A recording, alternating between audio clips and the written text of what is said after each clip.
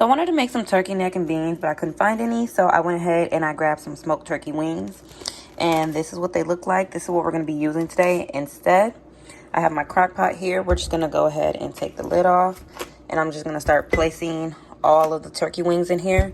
And then I'm going to fill it up and turn it on. Let that go ahead and start to boil.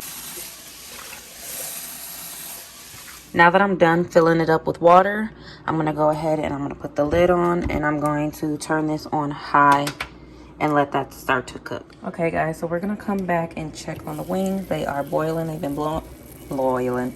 They've been boiling for about 4 hours now. I'm going to see how tender they are. Normally, if I can grab it, look, just like that. That's what you want to see.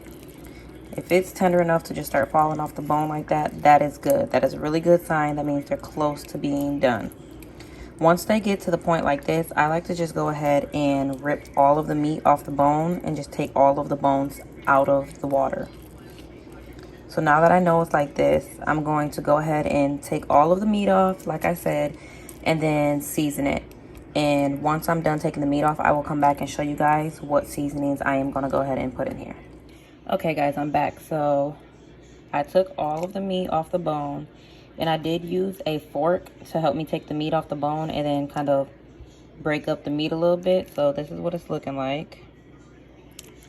And this is all of the bones and the skin that I got out of it. But I am going to go ahead and take just a little, measuring cup, and I'm going to scoop out some of this water because I don't want this much water in here when I put the beans in here. So let me go ahead and scoop out some of this water and pour it out before I put the beans in here. So I poured most of the water, as you guys can see here. I did take most of it out. And this is all the meat that we have in here. You see this. I'm going to go ahead and season it with a little Longhorn steak seasoning, lemon pepper, garlic powder, and a little bit of all-purpose seasoning. I'm not going to put too much seasoning because these are the beans that I'm going to use. And they do have a lot of flavor in them themselves. So that's why I'm not going to put too much seasoning inside of the meat.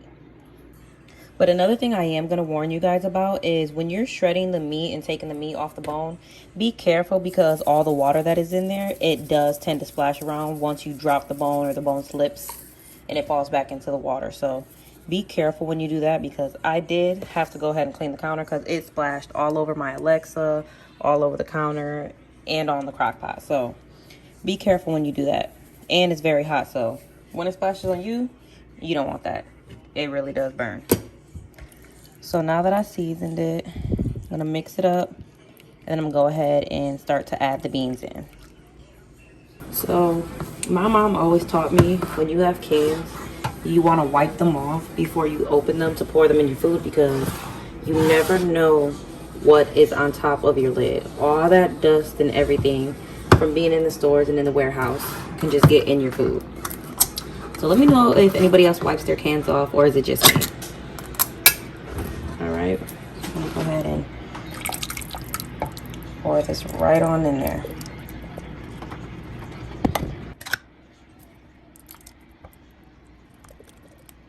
So this is with about 2 cans of beans.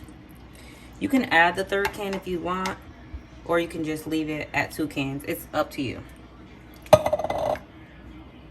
So this is what it's looking like with 2 cans. I think I'm gonna leave it at 2 cans for right now. I am gonna go ahead and throw in a little bit of onions in this. So that way when I put the lid on, I'm gonna let it simmer. So all the flavors of the beans mixed with the meat, the onions, and the seasoning that I had just put in there can all marinate together. You do not have to add onions. It is optional, but I like to add a little bit of onion so that it gives it a little bit more flavor. So while the beans and the meat are cooking, I'm going to go ahead and turn on some rice. For those of you who do not know how to cook rice, it's very simple. You do 2 cups of water for every cup of rice. I went ahead and I made 2 cups of rice, so I put 4 cups of water. The water boiled, put the rice in, and then set the timer for 25 minutes. Do not take the lid off. Do not stir it. Just leave it alone for 25 minutes. And then once 25 minutes up, it will be done. So now that I let the beans and the meat simmer together. I'm gonna go ahead and check it. I'm gonna go ahead and turn it on warm because at this point it is done.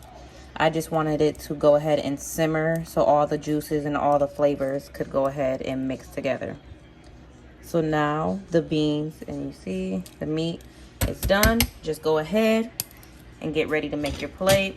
Just put it on top of some rice, or some people might use mashed potatoes, but I use rice with mine. We start making our plate. Well, bowl, I shall say. I'm gonna put it in a bowl. So just go ahead and put the amount of rice you want. And then we can go ahead and start to add our beans and our meat. Yes.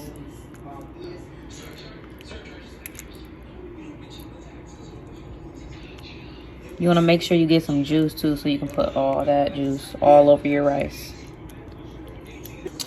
And now this is what we are looking like. Yes.